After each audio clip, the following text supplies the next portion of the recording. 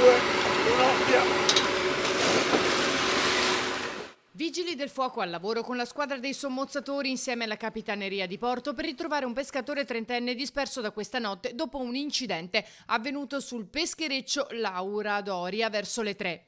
Sul posto sono giunti nella notte i vigili del fuoco e gli uomini della Capitaneria, allertati immediatamente dall'equipaggio composto da 4 persone che si trovava sul peschereccio in navigazione solitaria a circa 4 miglia dal litorale di Pellestrina. Fate una mezz'oretta, 40 minuti di come tempo. Regolatevi voi. Vedete come sono le condizioni e valutate. Hai tu che la brossa? Alle ricerche hanno preso parte anche gli altri pescherecci, circa una decina, assistiti dalla motovedetta della Capitaneria di Porto di Chioggia e un'unità della Guardia di Finanza. Inizialmente si era parlato di uno scontro, poi però la dinamica è stata chiarita. Il trentenne sarebbe caduto in mare da solo.